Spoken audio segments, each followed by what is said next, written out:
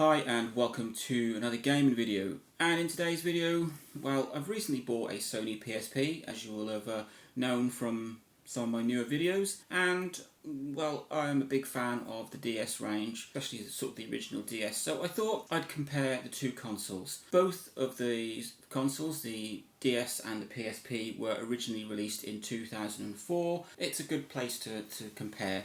So I'm going to be comparing the original DS, so that's the fat model, versus the original PSP, which is the 1000 model. They were obviously later versions of the PSP and the DS Lite, etc., which added a few new features and updates and, well, just updated them a little bit. So I'm going to be comparing the two launch models. And why am I doing this? Well, just to show you the differences between the two consoles. Obviously the DS was fantastically popular, successful. It sold 150 million units across its range, and the PSP wasn't quite as successful, but at 80 million units it's still a successful console.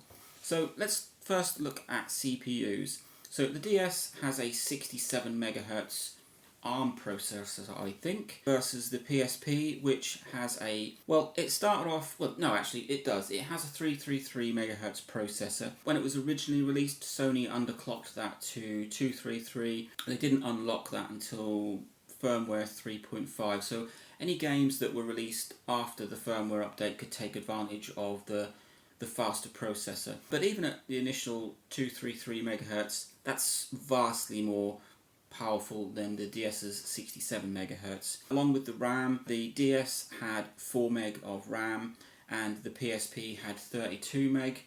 Like I said, later models increased, but I'm only talking about the PSP 1000, which 32 meg versus 4 meg is a massive difference. In terms of video RAM, the PSP has 2 meg of video RAM and the DS has, now I found this figure very hard to find anywhere, and it has, I think, 656 kilobytes of video RAM. So about a quarter of the video RAM that the PSP had.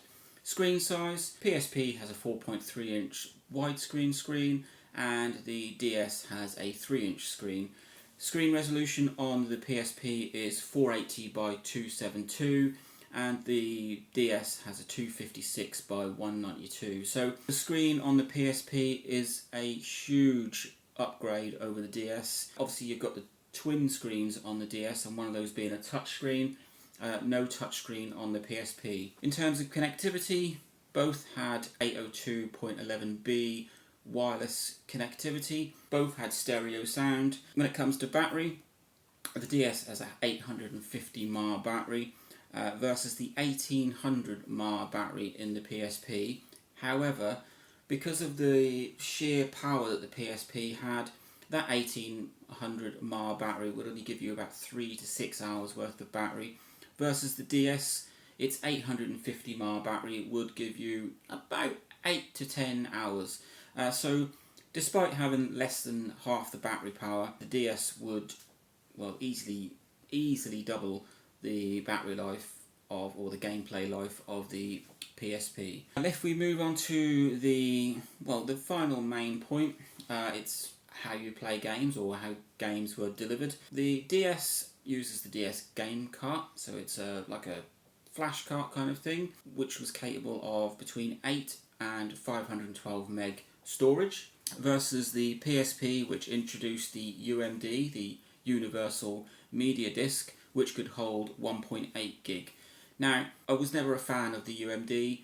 They were like mini DVDs inside a case, a bit like a mini disc, and they were loud and slow and clunky and very prone to scratching, but they could hold 1.8 gig, so you get a decent sized game on that. The DS, being cartridge based, very fast to load, very durable, and just a lot nicer to play.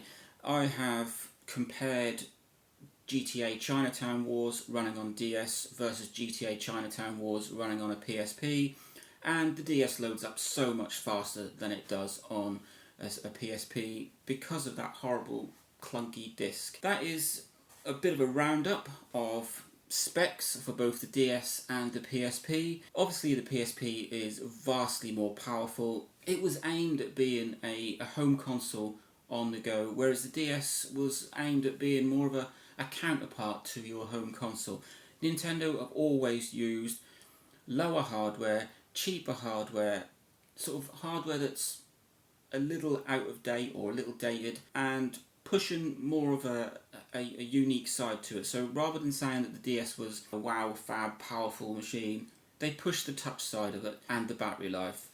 Whereas Sony went full out for, this is a almost a portable PlayStation 2. You're getting home console quality games on the go. So both consoles are absolutely fantastic. As you know, I've been a DS fan for a very, very long time. Had PSPs on and off, and I've recently picked one up again.